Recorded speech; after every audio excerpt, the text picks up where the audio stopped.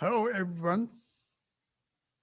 Good morning to those who are viewing this program from the east coast of the United States, and good afternoon for those who are living in Europe.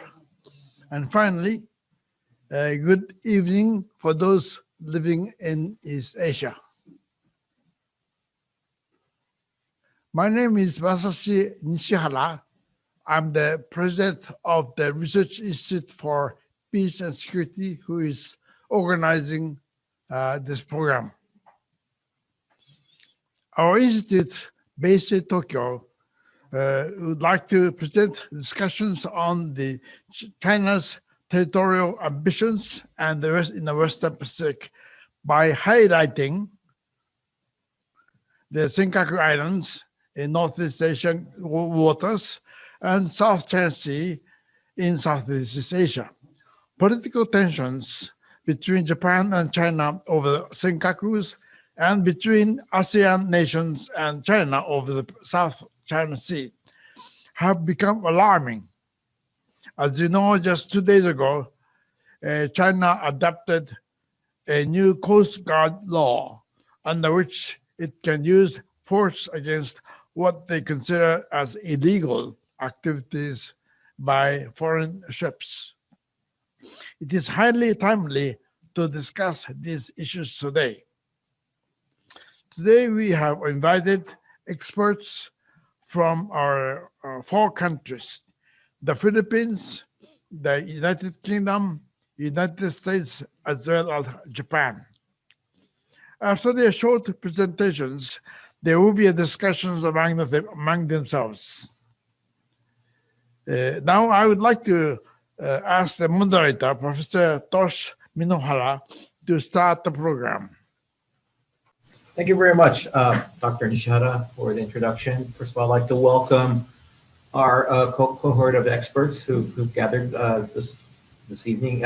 For some of you, it's this morning. For some of you, it's this afternoon. But anyways, it's really great that we were able to convene this session. I think it was very timely. We have a very large audience today. I've been told that those that are participating have exceeded 150. So that in itself really shows the interest that this topic has. We've already handed out the detailed bio, so just very, very briefly, I'd like to introduce our 4 experts. And this will be in the order of their talk today. First of all is Professor Yasuhiro Matsuda of the Institute for Advanced Studies on Asia from the University of Tokyo, followed by Professor Renato de Castro of the De La Salle University in Manila. And then we'll move on to Europe. We have Dr. Alessia Patalano of the King's College of London. And last but not least, we have Ms. Bonnie Glazer for CSIS, Center for Strategic International Studies in Washington, D.C. Each will, from their own vantage point, will speak for 10 minutes. And hopefully we'll have ample time for lively discussion. As we know, in the United States, there's a new administration. I'm sure our audience will have lots of interest in the policies that Biden will pursue towards China. But also, it's important, I think, that we look at other parts, how Europe will react, how ASEAN will view the situation unfolding in the Western Pacific. Now, for Japan's perspective, the Coast Guard law went into effect just a couple of days ago. So I think this also is a point of interest from our audience today. So without further ado, I'd like to start the session with Dr. Matsuda, please. Okay, good day, everyone. Thank you for having me here in this very important seminar. My mission is to discuss the situation of Senkaku Islands and China's maritime advancement. Well, as Dr. Nishihara said, that the new legislation, actually it's amendment of the Coast Guard law, was just passed, and it is allowing or authorizing its Coast Guard to forcibly remove foreign ships that illegally enter into their country's water and to use weapons against them if they do not comply with certain orders. And the law also authorizes that Chinese Coast Guard to remove illegal facilities on its territory. So we immediately thought about lighthouse on the Senkaku Islands. One day, they may remove the facilities on the like lighthouse on the Senkaku Islands. Well, on the other hand, the Chinese Foreign Ministry spokesperson said that the law is designed to clarify the roles and powers of the Coast Guard, and the country's maritime policy remains unchanged. Don't worry, nothing will happen. If something will happen, that's all totally legal. That's the logic. But what would happen? What will happen in the future? Let me discuss this issue. Let me firstly raise the question about the Territorial Sea Law in 1992. That for the first time to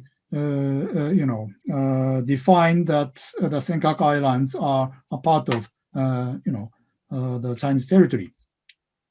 At that time, there were discussions, and it's just a kind of an announcement of their formal position. So it's not that a terrible thing. But on the other hand, the other discussion is that this is a very bad sign for the future. And the latter discussion was correct, right? And the same thing has repeatedly occurred. Let me share just one slide. Well, this is it, I think. I think you can see. Can you see the slide?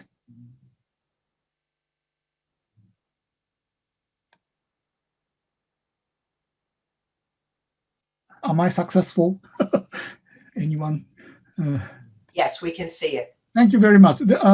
This is a very famous chart of the vessels identified within the territorial seas. The red bars are this, and the blue lines are revealing that the number of vessels identified within the contiguous zones. This is easy to download from the website of the Japan's Coast Guard. And if we take a look at this, when did it start? It started in December 2008. Actually, it occurred just a couple of days before the CJK Trilateral Summit meeting held in Fukuoka.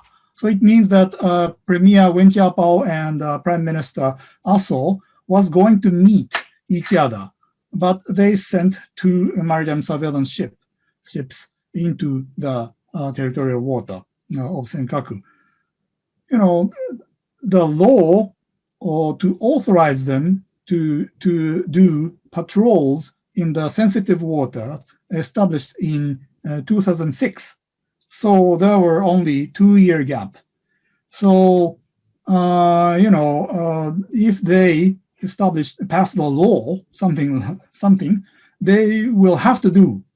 They will have to do it anyway, because that's their job. They don't care about the diplomatic schedule, whether Xi Jinping is going to visit Japan or the Premier Li Keqiang is going to visit Japan or meet with Japanese Prime Minister. They don't care. If this mission is posed on their shoulders, they will do sometime in the future. And last year, we experienced many record-breaking numbers. For example, there were 111 days in a row. They intrude into the maritime, the territorial water of Senkaku Islands from April to August, and also the days when they sent their ships into the territorial water are 332 days. That's also record-breaking high. And the total number of 1,150 vessels intruded into the territorial water. And they also broke the record once they stayed inside the territorial water for 57 hours and 39 minutes. These are all record-breaking numbers, and they stay in the contiguous zone much longer time than before. And the scale of those ships are becoming bigger and bigger. And the initial years, in their initial years, they were not those vessels were not armed, but they're now almost all armed. So I think that they are trying very hard to accomplish their missions. And sometime in the future, they will try to remove Japanese ships or Japanese facilities on the islands. I think that this is just a matter of time. Sooner or later, I think that they will do the same thing. And what will happen at that time will blame Japan, for its provocation to China, and they will do a massive, propaganda to blame Japan. I think that same thing, what we saw in 2012, will occur. As for Xi Jinping, the year 2049 or the midterm timing, 2035, are very, very important.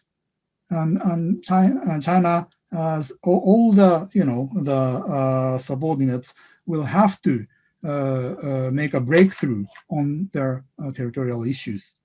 Never make any kind of concession, and push and push and push. Sometimes they stop, but never retreat, and push and push and push.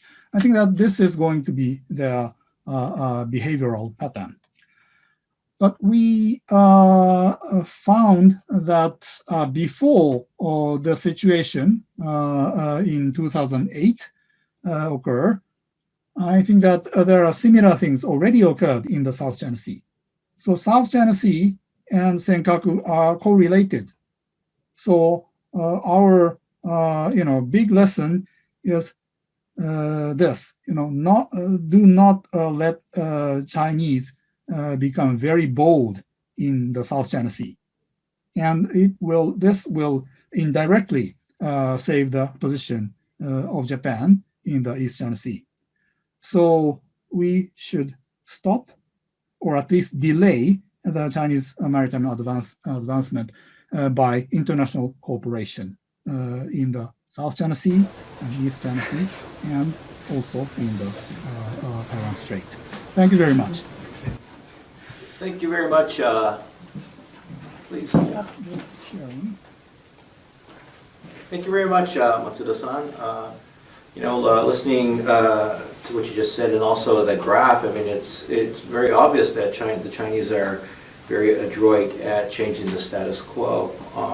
I guess the question that I would have for you, and of course you'll all answer the question at the very end, would be, what are the countermeasures? I mean, you said that we need to all cooperate, but what specifically do you have in mind? One of the things that worries me is that not just Japan, but many countries are dependent on China economically. And so how do you push without suffering economic repercussions or reprisals? would be the big question I have. And the other thing is that we're talking about the maritime domain at the present, but what happens to the airspace, the picture in the airspace? Maybe you have another graph that shows Chinese aircraft encroachments in Japanese airspace and whatnot. So these are things that I throw out there for food for thought. And we'll definitely we'll give you time to reflect on these questions and those posed from the floor at the very end. So next, I'd like to go on to move on to Renato-san from the Philippines. Yes, konbanwa. Good evening, everyone, to those who are in East Asia, and good morning to those who are in the United States, and of course in Europe, in the UK. My original presentation is about what I call the crisis, can you hear me, in the Duterte administration appeasement policy. And basically looking at the possibility of what I call limited hard balancing. I'll explain basically what I mean by the crisis and the drift towards a soft, limited hard balancing policy vis-a-vis China, primarily as a result of the crisis in this appeasement policy. Let me use this anecdote that happened recently, and it has something to do with the Chinese Coast Guard law.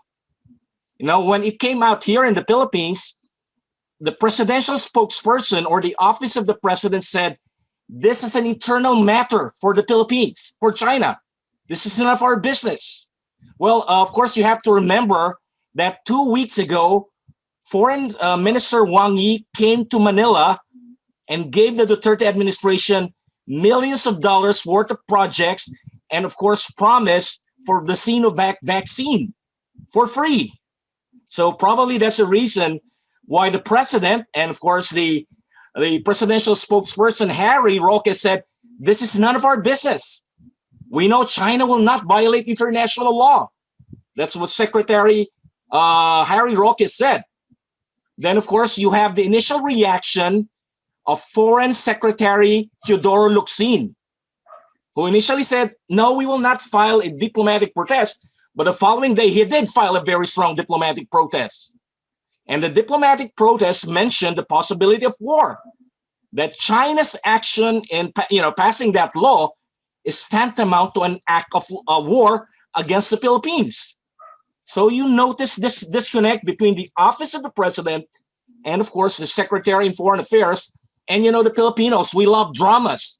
We love soap operas. So now you have this dynamics between Secretary Roque and, of course, Secretary Locsin. You have, you know, a spat, a freewheeling spat happening in the free roaming media of the Philippines. You know, this is not new. In 2009, you also have this kind of public spat between the Secretary of Defense, Secretary Lorenzana, when, of course, he was raising issue about the passage of Chinese People's Liberation Army's Navy ship through the Sibutan, somewhere in Mindanao, coming from, of course, from the Pacific, then going back to the South China Sea. Also the key naval officers were saying China is violating Philippine territorial waters. Then you have President Duterte saying, no, they have no any problems with it. So this is indication that there's a tension crisis happening in the government. And of course, this is triggering what I call a crisis in the government's appeasement policy. Let me just mention why I use the term appeasement. I still remember, Bonnie, we were in Washington, D.C. We were talking about President Duterte's visit to Beijing. When he was promised by Xi Jinping $24 billion in assistance. You know, moving back in time 4 or 5 years, you only have about 165 million of that money. The rest of the money, of course, had been either canceled or postponed for a number of reasons. We can discuss it later.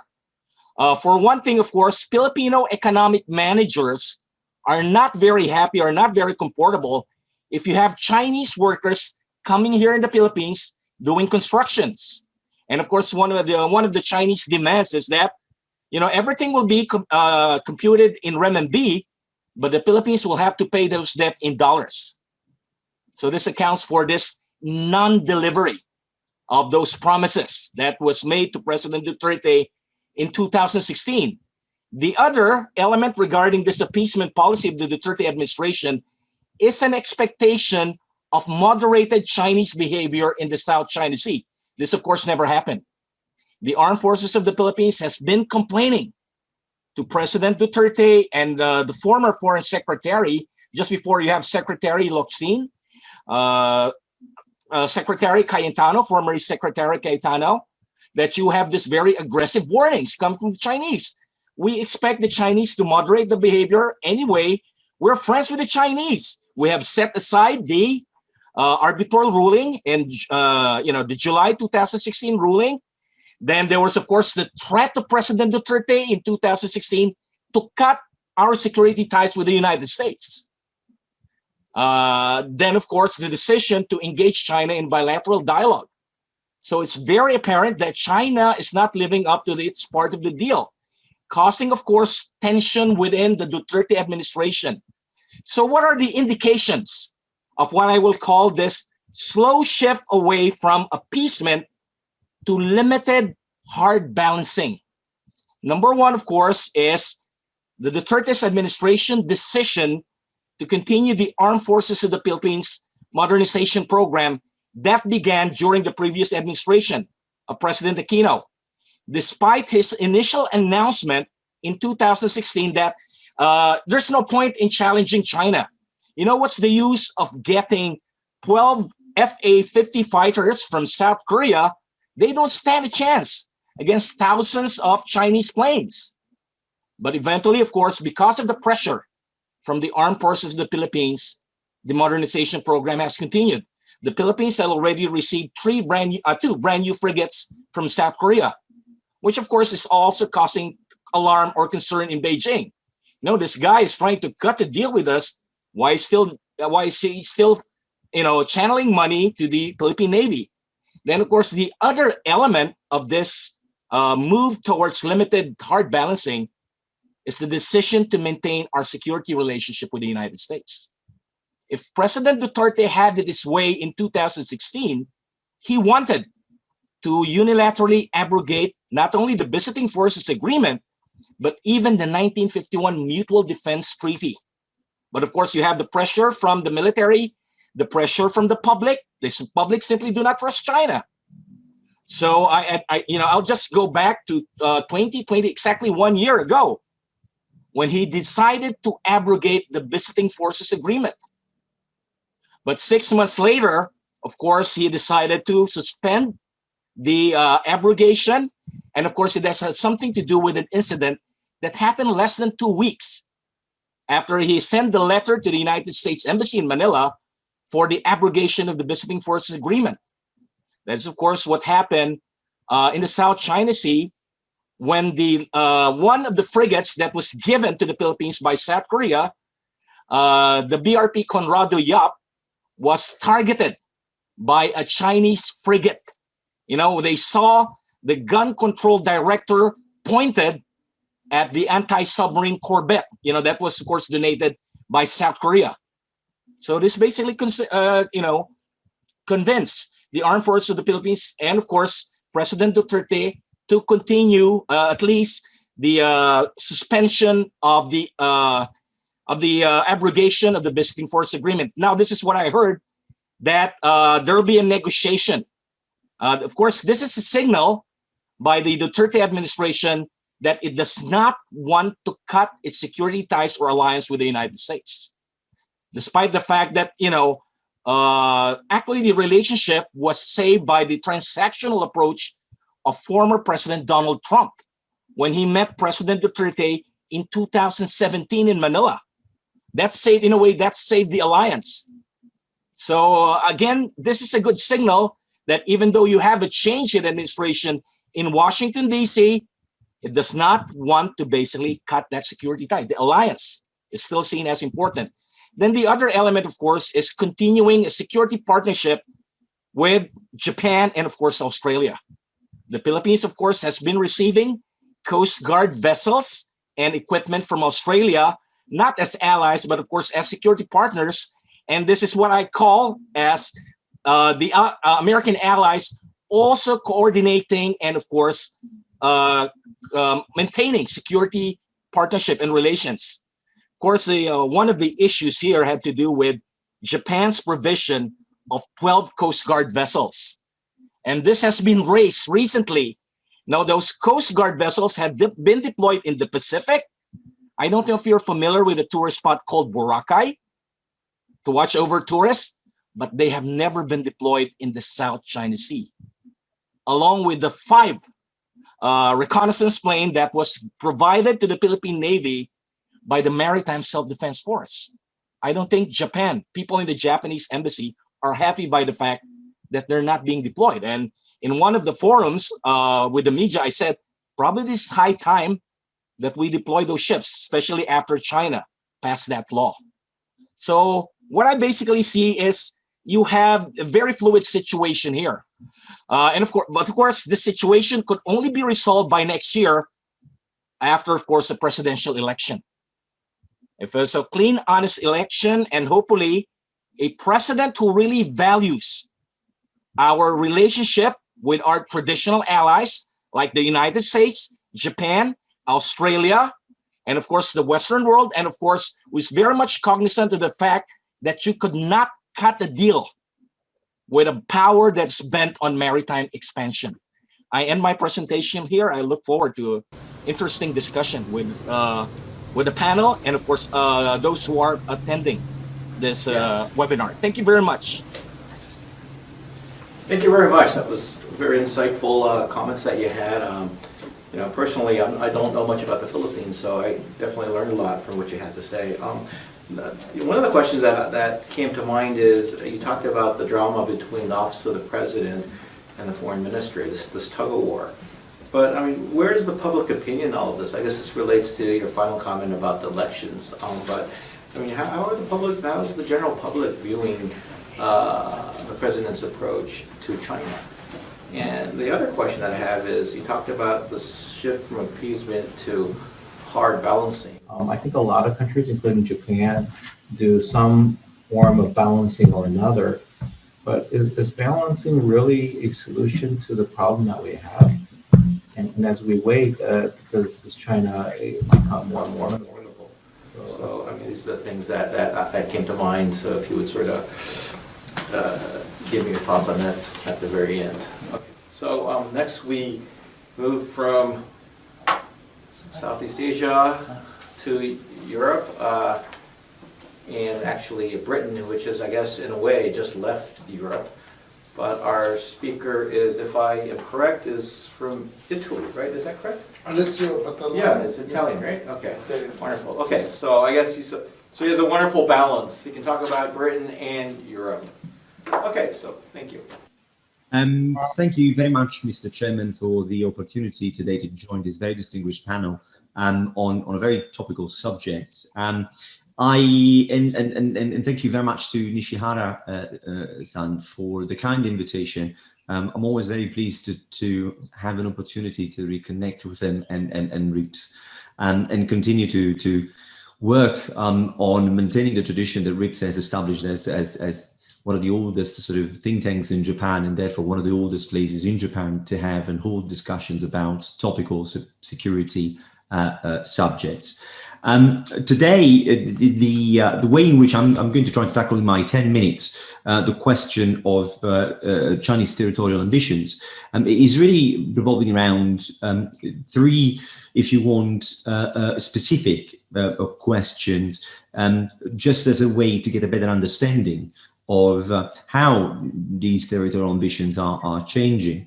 And of course, the first sort of question that I'll try to address is the extent to which COVID-19 has somehow had an impact on how, from an operational point of view, we see Chinese behavior evolving.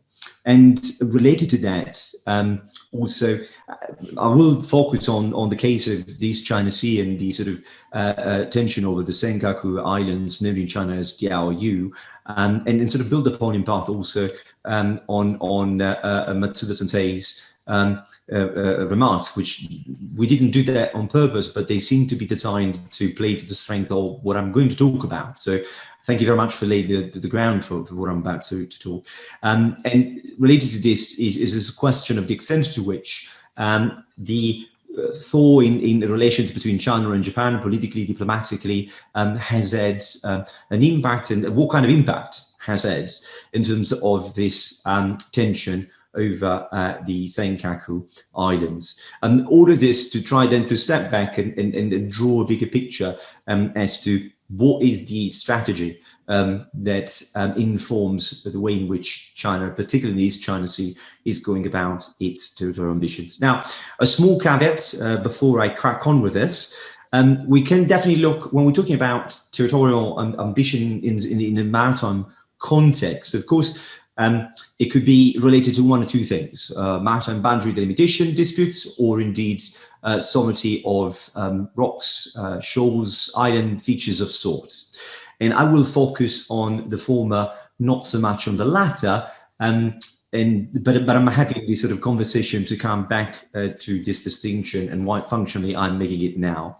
And when we talk about particularly sort of territorial ambitions related to island features of sorts, of course, one element speaks to the importance that sovereignty, territorial sovereignty, has in political terms to any government. This is one of the last standing sacred duties of any government, to guarantee somehow the unity of national territory. And therefore it speaks to that political dimension of what sort of dispute over a territorial space has to do in a maritime context. But on the other hand, disputed features, whether it is this China Sea or the South China Sea, which I'm sure Bonnie will be able to enlighten us in a minute, it has also links to broader military and strategic considerations that are well beyond just the matter of the political and symbolic possession of sovereignty over a piece of territory. This is an important consideration because it also ties on with one of the questions that the chairman asked earlier to Matsuda-sensei about the constabulary versus military activities, the ones taking place on the surface of the East China Sea, as opposed to the activities taking place in the air.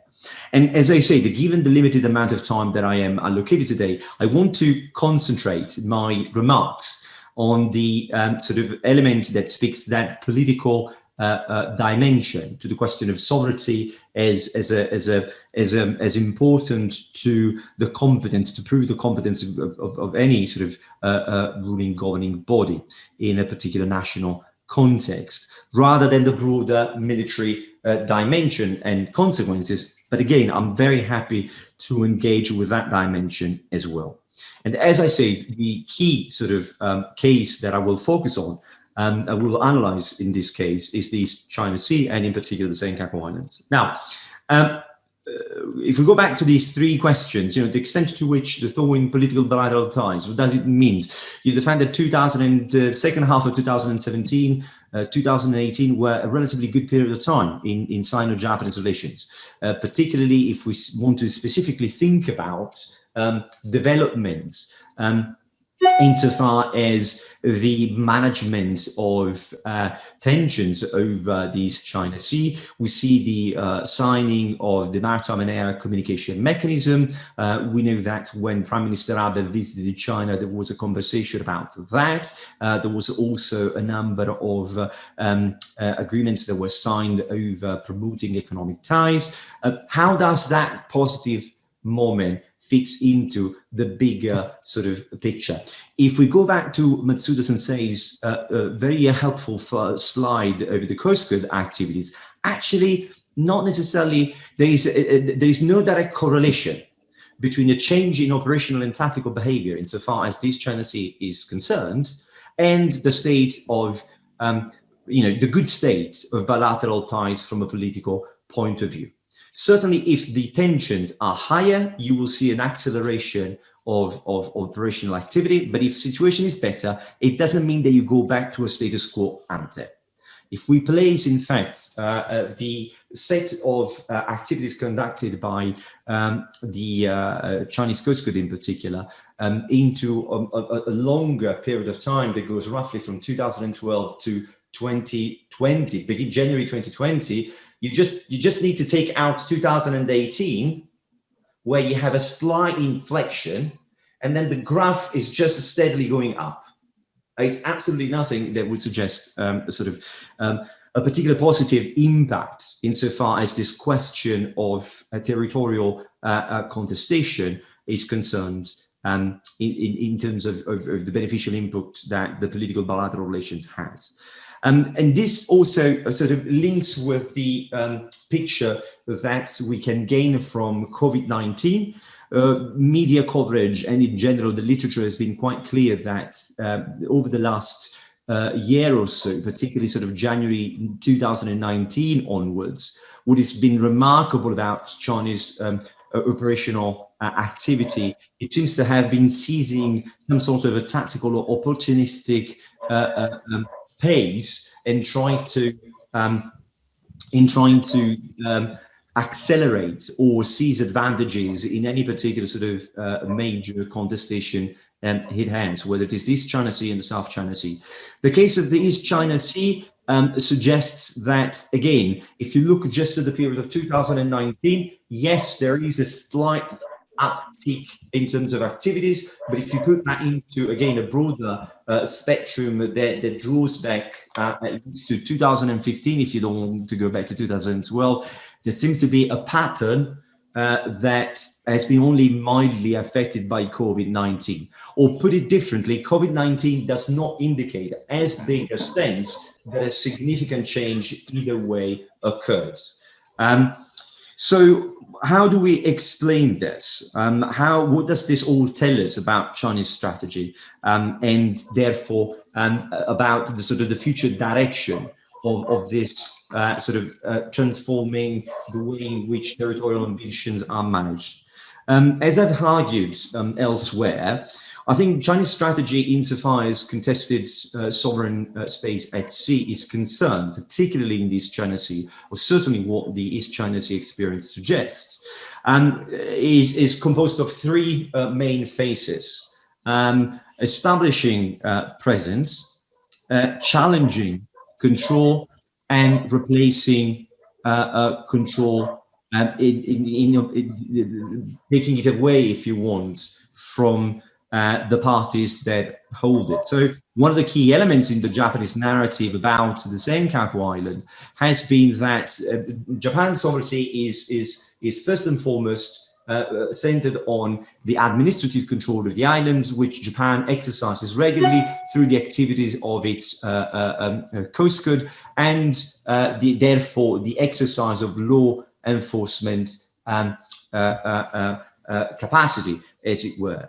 In the period between 2012 and 2015, and I'm happy to go through the history of that, Chinese behavior was predominantly aimed at challenging this idea by projecting a degree of presence or regular presence inside the territorial waters of the Senkaku Islands, with the ambition to normalize their presence, right? To regularize, or as the Japanese Ministry of Defense would put it, routinize the presence of Chinese law enforcement organizations within the territorial waters.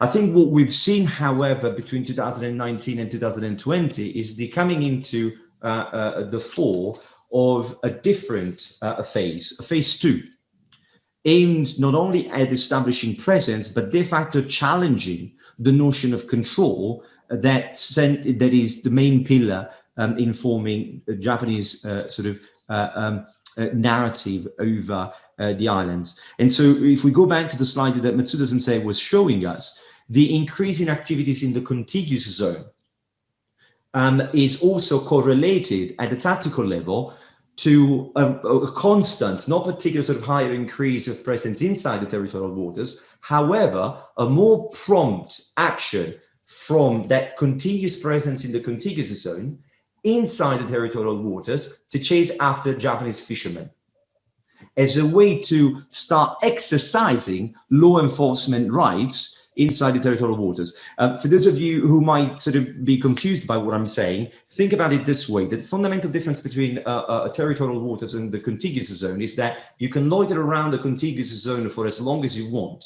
So sustainability and constance of that presence in international law, it's not really a problem as opposed to if you do the same thing inside the territorial waters. So in that sense, there is a logic behind this behavior, if you want, from an operational point of view, because it more neatly puts Japan in a difficult position to challenge that presence in the contiguous zone.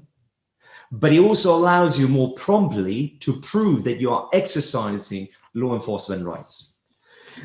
If you take this, where do we go from here? So here I'm moving towards the conclusions of where we are and where we're likely to go. I think the next step, the natural next step is normalizing, as it happened with the first phase, this phase 2. And I think the data of 2021 will be really interesting to see, because 2020 certainly ended up on a pretty consistent note that indicated his attention to try to showcase for an exercise of law enforcement rights. The law that's been passed last week kind of reinforces that logic, because it really is about enforcing and sort of empowering the Chinese Coast Guard with even more capacity to do so, and creating a legal framework for that action. So 2021 is going to be a very interesting year to see to what extent around the Senkaku Islands, the Chinese objective is really to normalize that exercise of law enforcement rights, which, if that is the case, will raise the question of whether this third phase, taking over this notion of control and pushing slowly the Japanese Coast Guard out of where it is indeed what it is aimed for over what I would say a period of the next 2 to 4 years, because that's the sort of pattern that we've seen so far. Where do we go from here? I think one of the very important questions is to what extent, within the context of the US-Japan alliance, that conversation over the Senkaku and the role that Japan and the responsibility has, and under some sort of a broader guarantee or umbrella provided by the US-Japan Security Alliance, is going to be quite important and interesting to see develop. And certainly the first signals of the Biden administration are really important. The emphasis on the Senkaku being covered in Article 5 in all initial exchanges between the two governments, I think it's a very strong signal and a very important one. At the same time, I think, however, that the burden stands on the Japanese government to make it clear to continue on the policy that has emerged during the summer of 2020 of enforcing where the red lines are, things that are not acceptable in that sense. But at the same time, I think the narrative about administrative control as a key factor in improving sovereignty needs to be sort of shaken up a little bit, because at the moment the Chinese have figured that game out, and that's exactly what they're targeting. So one of the important questions that I think is likely to have to come to the fore, and certainly at the Diet there are now conversations about it, is that what is the meaning of administrative control? How do we prove it? Is it just about exercising who is fishing inside the territorial waters, or should we start sort of including and getting more creative on how we prove that, how we look at that? On this happy note and on this wide open question, I'll leave it to that. Thank you very much. The floor is back to you. Over. Thank you very much, Alessio. Really, very interesting perspective. I personally would like to hear more about we see Europe as a monolithic entity, which it really isn't. And I sort of see China playing the game where it's trying to capitalize on the division that exists within Europe itself, and not just the EU, but also the entire continent. For example, right now at Kobe University, I have many students from the Balkans, and several Serbians tell me how pro-China Serbia has shifted, that Serbia has sort of gone the other side. I just had a webinar with a Polish scholar. She was also saying something very similar. She actually, her institution hosts the Confucius Institute in countries like Hungary. And so, so what happens there when China starts exploiting the weaknesses within Europe? And also the other question that I have is, we talk about how we need to take measures to counter the Chinese ambitions, but yet with COVID and with China, the only major economy growing, I think a lot of countries see China as an avenue out to sort of revive their economies. And recently you had the EU-Chinese Comprehensive Agreement on Investment. Perhaps if you could touch upon where, will this once we've ratified, will it, get any further? Because I see this like, people are saying about decoupling, but what I actually see is a lot more coupling, at least economically, with China. So if we can bring, we're sort of focusing on what's happening in the maritime sphere, but also I think the economic aspect is also very important. So if you could give me your insight into that. Okay, and then I'd like to remind our audience that we are welcoming questions at any time. When you registered, I believe that an address was sent to you. Please send in your questions either in English or Japanese, and we'll definitely look through those and pick up those that we feel that are important and relevant to this discussion. Okay, so let's go to our final speaker, Bonnie Glazer. Thank you so much for having me. Very good to see you, Nishihara-san. And it's a privilege to be on this panel with all of the distinguished scholars, all of whom are my friends. And I wish so much that we were all together in person, and hope that later this year we can be together again. So I was asked to talk about the South China Sea. And I prepared a few slides and sent them over to RIPS. So thank you so much for doing the slides for me. You can just see here, of course, this is a map, so we can situate the area that I'm going to talk about today, the South China Sea. And you can see the different claims here to remind everybody that we have a series of network of overlapping claims. The Philippines and Vietnam and Brunei, Malaysia, China, and Taiwan all have claims in the South China Sea. So this is just to show everybody the area of the world that we're talking about. You'll go to the next slide, please. I just want to talk a little bit about what is at stake in the South China Sea. And so you can see here some of the issues that I'm going to be talking about. And I'm really going to highlight the three interests that are most important for the United States, beginning with freedom of navigation, that is protecting the openness of the maritime commons for all nations.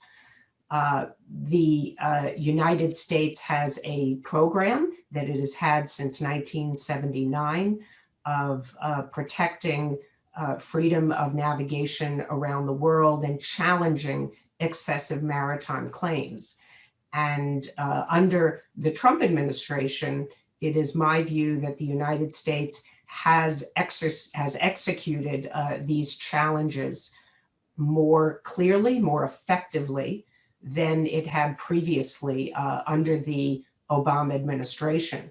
This is particularly true at Mischief Reef, which is a submerged feature that the July 2016 ruling by the arbitral tribunal found is on the Philippines continental shelf and is being illegally occupied by China.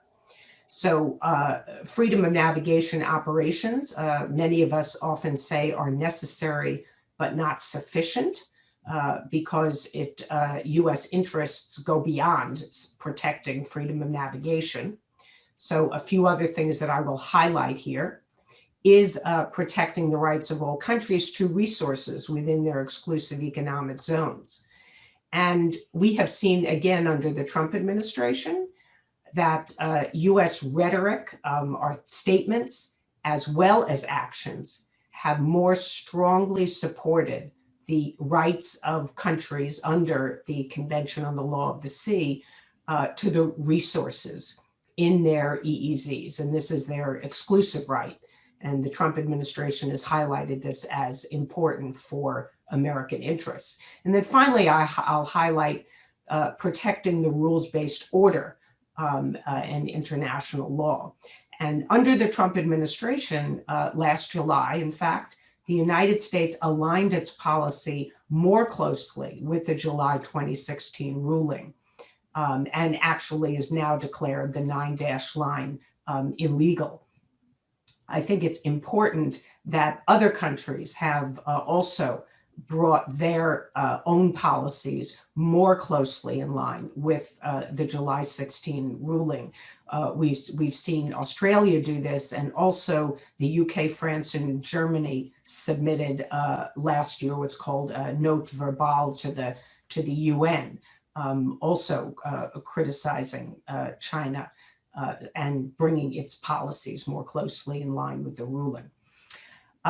The last thing on this slide that I just want to mention is, which is not included on this slide, but I want to say something about US policy under the Biden administration, which I'm sure everybody is interested in.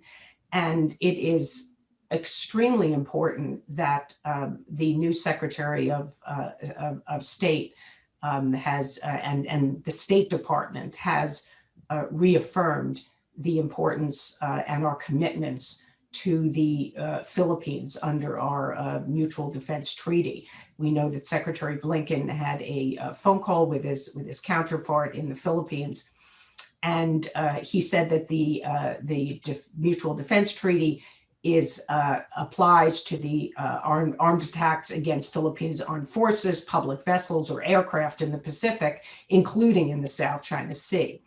And he also said that China's maritime claims in the South China Sea exceed the maritime zones that China is permitted to claim under international law, and pledged to stand with the Southeast Asian claimants in the face of PRC pressure. So within the first 7 days of the Biden administration, we've seen a very clear statement reiterating the policies that were enunciated both under the Obama administration and later under the Trump administration, further expanded.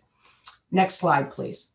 So I wanted to show another map of the island chains, and you can see the South China Sea occupies, of course, a very large area. It is one of China's three, what it calls its inner seas, right? So this is the East China Sea, the South China Sea, and the Yellow Sea. And if you look at it from China's perspective, China is very much boxed in geographically by many countries, Japan and the Philippines being most prominent, but also, of course, US bases in Japan and US naval and air assets that operate in those areas. So China has been pursuing military capabilities to pursue what we call anti-access area denial, to put at risk the naval assets of the United States and other countries that operate in those seas, especially within the first island chain, because China wants to have greater control over the activities and the ability of other countries to operate in those waters in a crisis or in wartime. China's capabilities are extending into the second island chain increasingly. And this will be the trend going forward in the next few years. Next slide, please.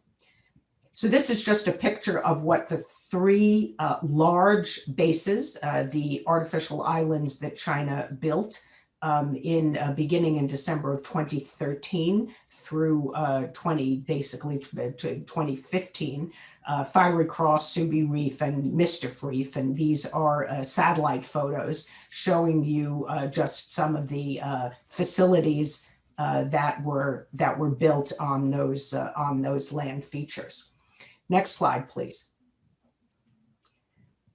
So this is recent work by my colleague, Greg Poling, who's the director of the Asia Maritime Transparency Initiative at CSIS.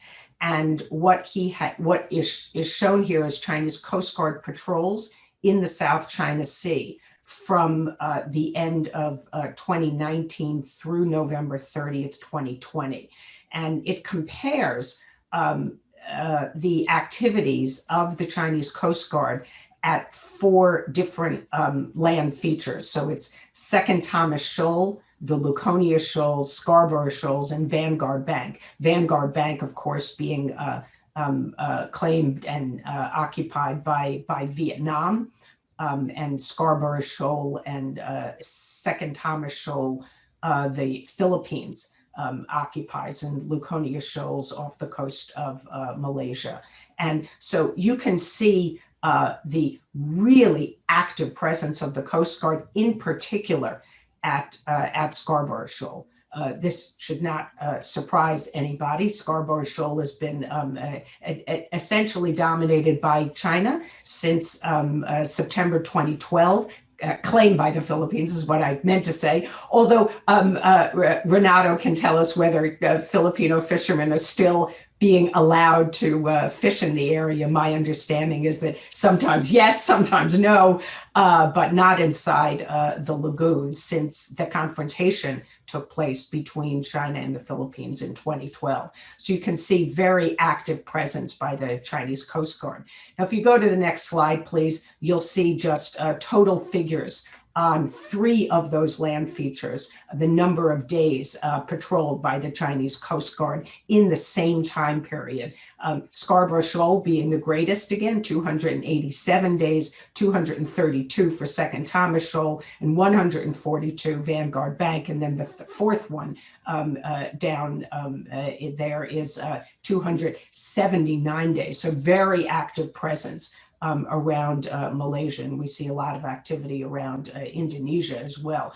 So what is critical here is, as you can see, if you'll go to the last slide, the role that is being played by these 3 large bases that China built. If you'll go to the next slide, please, you'll see that China's ability to have its Coast Guard ships and also its Navy ships resupply, replenish at these 3 big islands, in this case, Fiery Cross Reef, enables China to sustain a 24/7 presence, 365 days a year. They can go operate around, as you can see in this particular slide, Vanguard Bank, interfering with the oil and gas operations going on in Block 0601, and then go back to Fiery Cross and resupply and come back very quickly and continue their operations.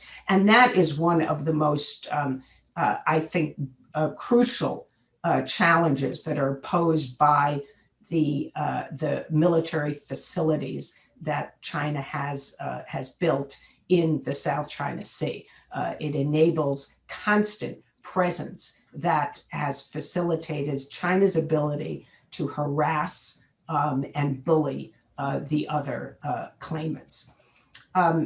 So just a couple of final comments on the challenges going forward. One is ever-growing Chinese capabilities, and Matsuda-san referred to the very large ships that China is building. The pace of shipbuilding, of course, is continuing. The growing gap between Chinese capabilities and other claimants is widening. And I think that set of issues poses a challenge going forward.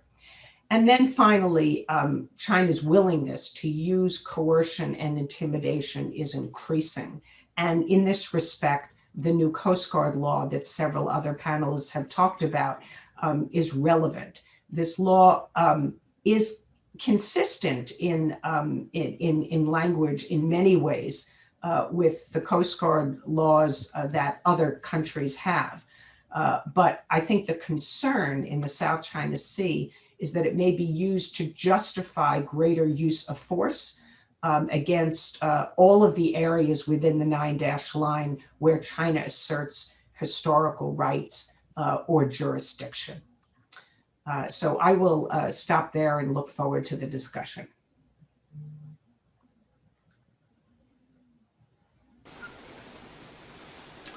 Okay, thank you very much, Bonnie, for a very informative talk, and the slides were excellent. I just had 2 questions that popped up in my mind, and you had some very positive things to say about Trump's policies in enforcing, especially said, I guess, mischief rate, that the U.S. did what it was supposed to do.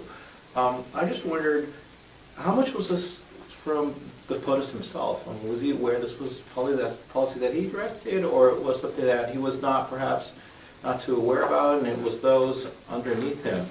that pursued this policy. And the reason why I asked is because I have a friend in commerce who was telling me how a lot of the policies towards Russia, the president wasn't so, didn't really realize what the United States was doing. So I just wonder if the same thing applied here. Other thing I think is more relevant to Japan, that is the question of Article 5 of the U.S.-Japan Security Treaty. And the Japanese press, obviously had a very large coverage when Prime Minister Suga spoke with Biden and received assurances that Article 5 applies. And I just wondered, is this perhaps a false sense of security? I mean, personally, and perhaps my friends in the United States would never support defending an island that the Japanese themselves are not defending. Seems to be perhaps a bluff. So just want to get your feedback on that. And so with this, all four speakers have given their their expertise on important issues that we have on hand. We have half an hour, so we can go into the discussion phase. So I've all given you, I believe, 2 questions each. On top of that, if all of you could sort of address what you see are the Chinese objectives. I mean, what was the source of their conduct? I mean, and where are we headed? And where's the end game to all of this? And I'm trained as a historian, and I see a lot of analogies to the path that Japan took in the 1930s in changing the status quo. Of course, Japan's drive was not into the maritime, but it was to the continent itself. And to see how nations reacted, especially in the late 30s. Perhaps this is a false analogy that we shouldn't be too overly concerned. Or, I mean, is there a real danger that peace may not last? There's always a possibility of miscalculation and whatnot. So these are things that I throw out. Do we have, Mr. Akinley, do we have any questions from our audience? Okay. And so we haven't received any emails yet. So how should we do this? Should we do it in the order that people spoke so they have time to think about? Okay. So we will return to Matsuda-san. Actually, I didn't hear your questions very clearly. I didn't even know that you were asking questions because there are so many echoes and noises. But Really? let me try to okay. Well, were you able to understand what I asked you? respond to Alessio about the issue of contiguous zones and boat chasing and how to prove administration. I think that these questions are very, very important. My understanding and I believe that the Japanese government understanding of the contiguous zone is contiguous to the territorial water in some legal functions. Chinese, as long as Chinese vessels are staying in the contiguous zone as a preparatory, act to intrude into the territorial zone, it's the matter. It is the matter. So as long as they stay in the contiguous zone one day, then the Japanese government sends demarche to the Chinese government. So last year, we have seen 332 times, 32 days. It means that Japanese government has sent 332 demarches to the Chinese government. It's almost every day. Every day. This is the reality of the Sino-Japanese relations. And this proves that those islands are under Japan's administration. China has never done this. Japanese Coast Guard has stayed in the territorial water of Senkaku Islands since the reversion. Actually, far before the reversion. But anyway, under the Japanese government administration, since the reversion of Okinawa, the Japanese Coast Guard ship was always there.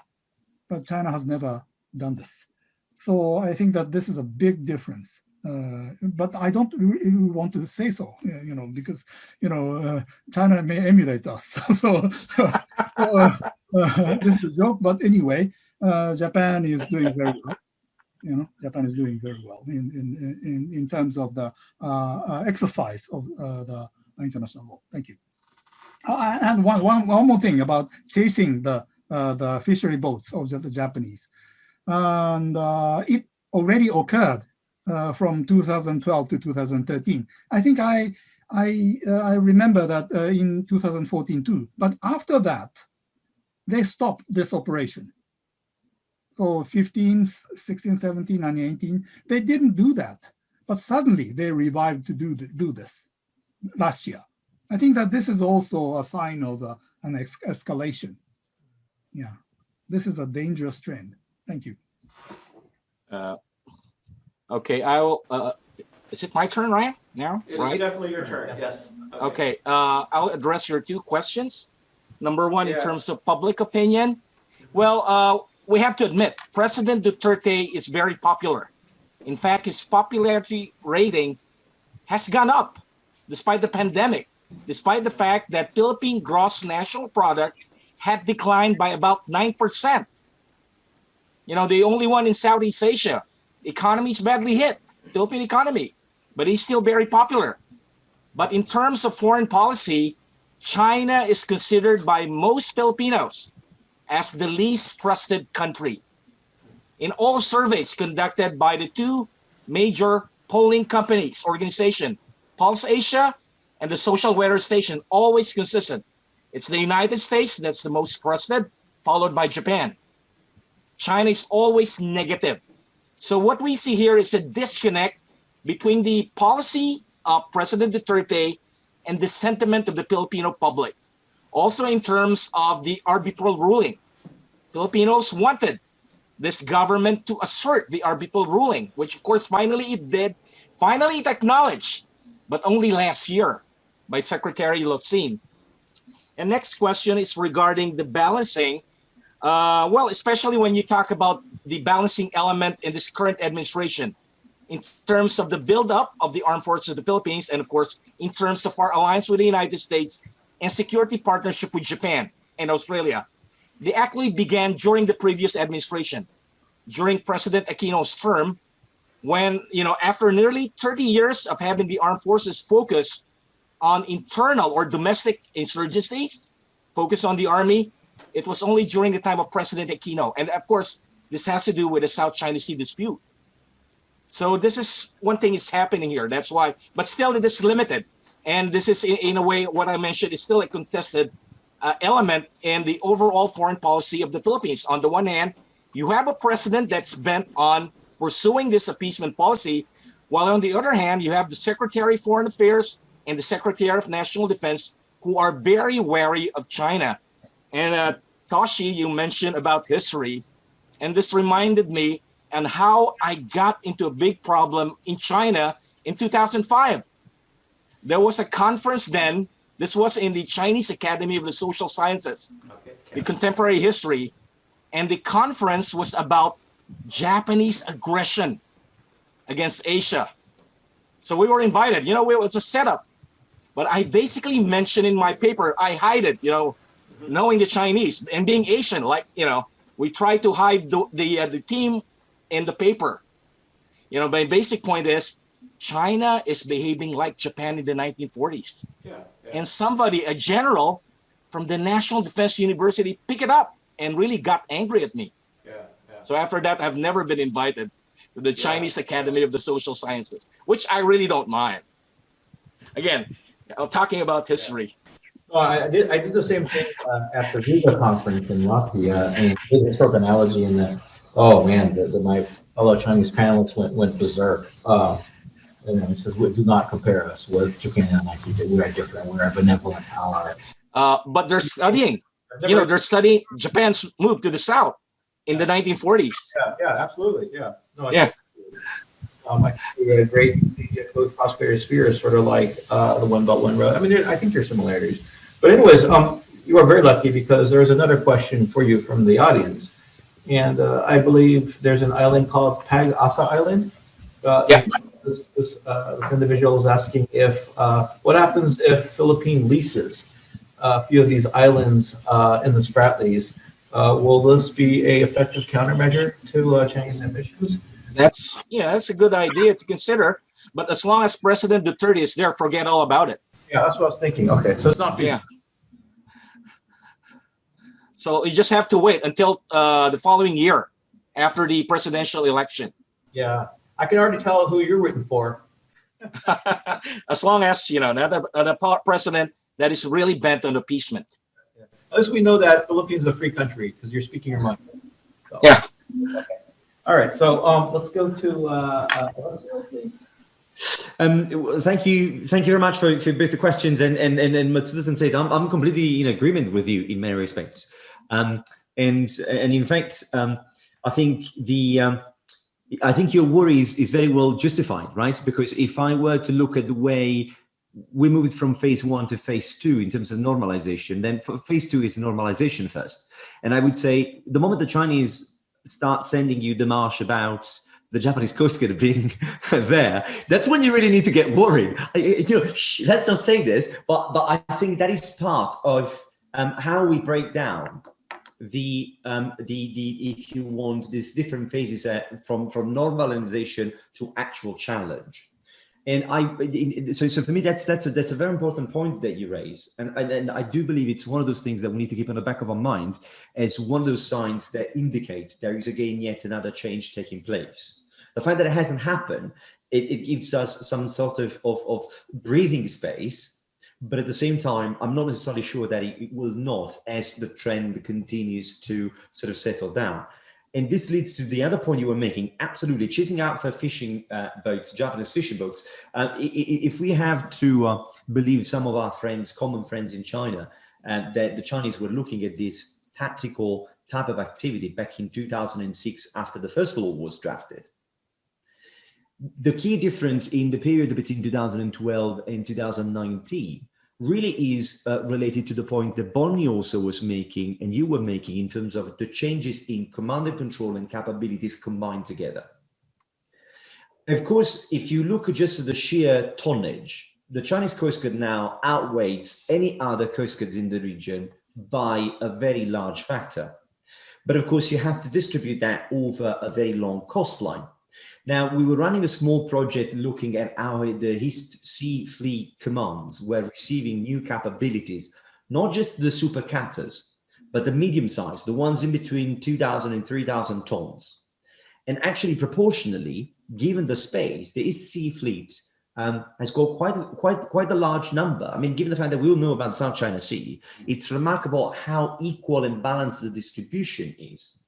That in turn, I think, helps us understanding better a key factor in this second phase, which is the sustainability of Coast Guard presence at sea in the contiguous zone, which I think it's explained in the post-2017 context, only if we factor in all these new assets coming upstream and being commissioned, which in turn enable for a tactical behavior in which the chasing after fishermen, it's not a one-off when it happens, but you can actually plan it as a part of your structural approach.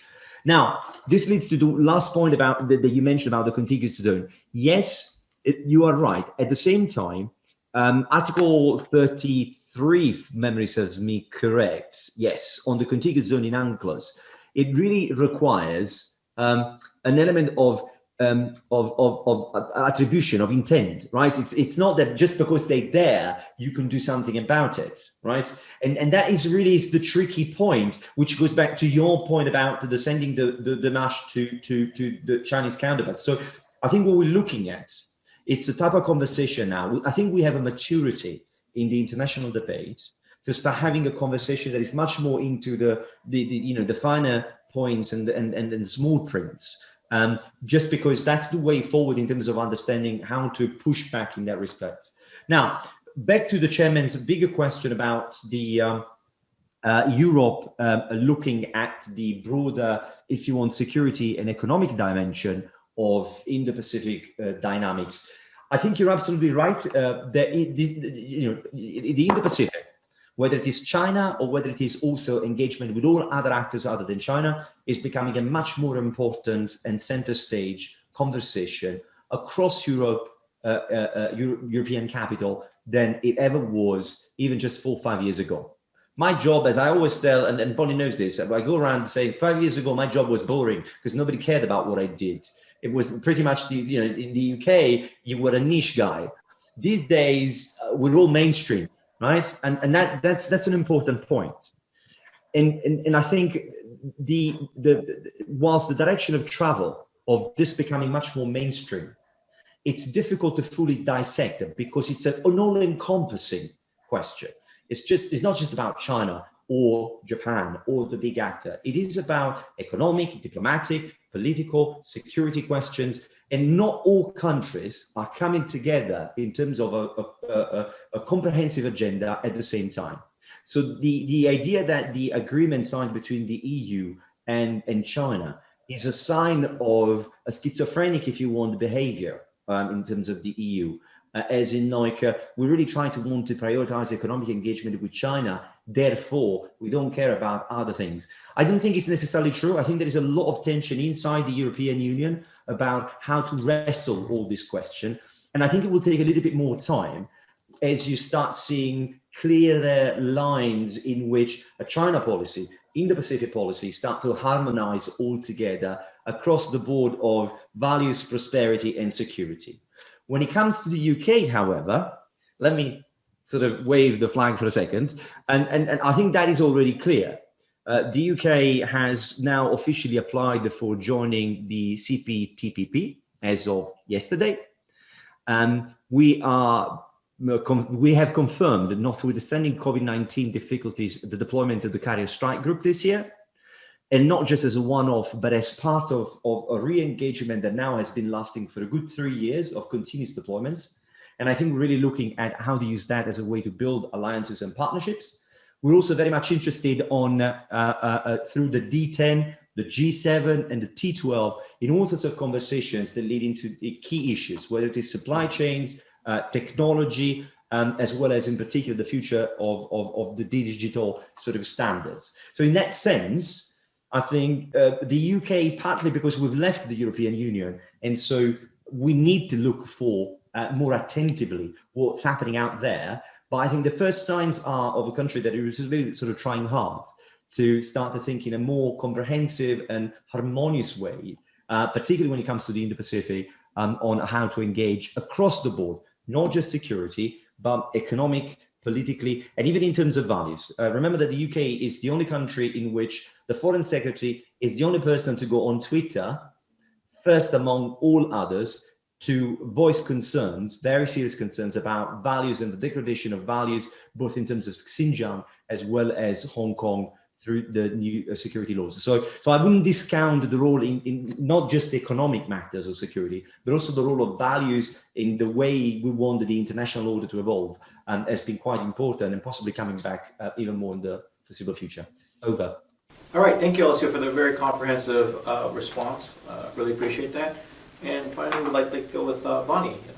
And we also have one question for you from the audience, so I'll tap that on the end once you first respond to the questions that I have.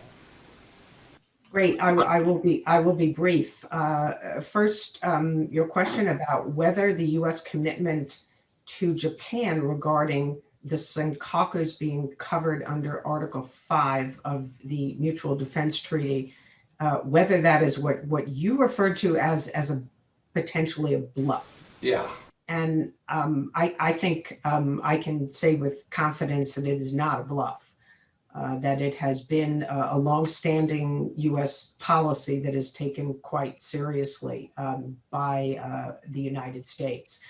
President Obama was the first president to actually state the commitment, but of course it had been stated previously, I think under the George W. Bush administration, by Richard Armitage, who was Deputy Secretary of State. Sure. And even earlier than that by some lower level officials.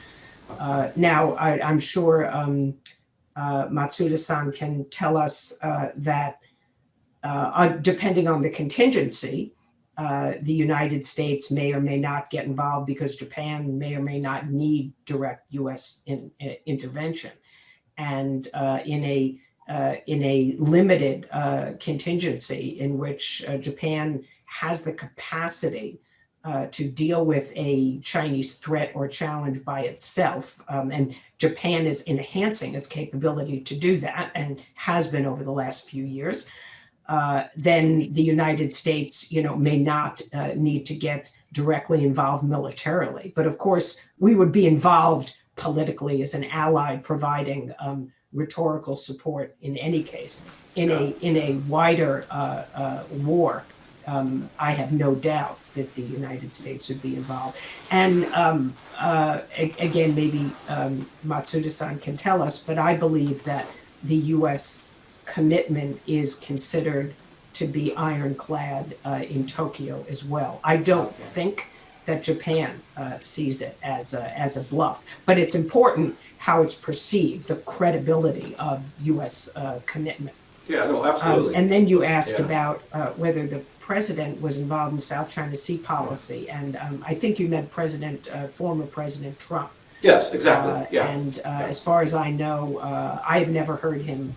I never heard him in his 4 years in office say anything publicly about the South China Sea. My guess is he said nothing privately about it either, which is problematic. President Obama did not, as I understand it, raise the South China Sea in any really detailed and important way until 2016, when the Chinese were apparently moving towards Scarborough Shoal and potentially beginning to dredge there. And then President Obama said there would be severe consequences. That's what has been reported publicly. And the Chinese, according to this version of events, which we have not seen in any way corroborated, but the Chinese backed off. And so presidential communications to the Chinese about what our interests are, not necessarily in the form of red lines, but making clear what our interests are, I think is extremely important. And I think that that was done during the Obama administration. I don't know what was done in the Trump administration. I doubt it was done by the president himself.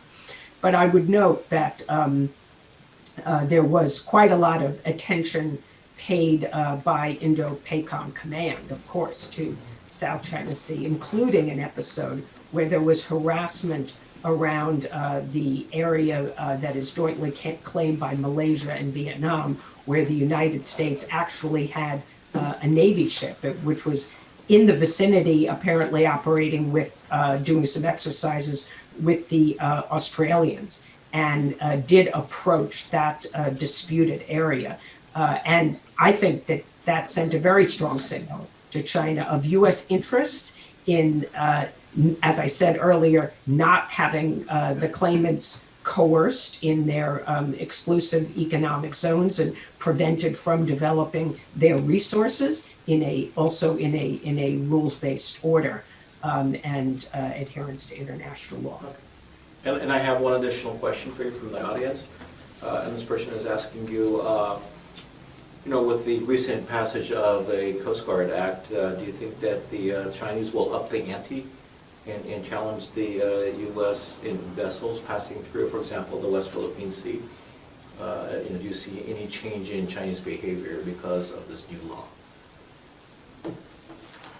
Well, I doubt that the Chinese are going to be stupid enough to use Coast Guard vessels to challenge the U.S. Navy.